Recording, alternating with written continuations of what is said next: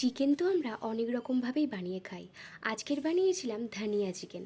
এটা রুটি, পরোটা বা গরম ভাতের সাথে খেতে খুব ভালো লাগে। তো চলো রেসিপিটা দেখে নেওয়া যাক। এই রেসিপিটা বানানো খুব সহজ আর খুব কম সময়ের মধ্যেই তৈরি হয়ে যায়। তো প্রথমেই আমি কড়াইয়ে তেল গরম করে টুকরো করে কেটে রাখা দুটো পেঁয়াজকে ভালোভাবে ভেজে নিয়েছি।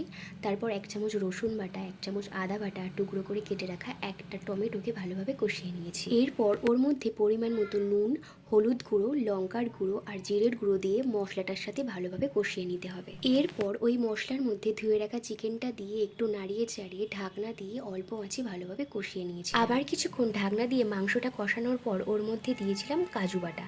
এই কাজু বাটাটা দেওয়ার সময় গ্যাসের ফ্লেমটা একটু অল্প করে দেবে, না হলে তলায় পুড়ে যেতে পারে। কাজু বাটাটা দেওয়ার পর মাংসটার সাথে ভালোভাবে মিশিয়ে ওর মধ্যে দিয়েছিলাম ধনেপাতা আর কয়েকটা কাঁচা লঙ্কা বাটা।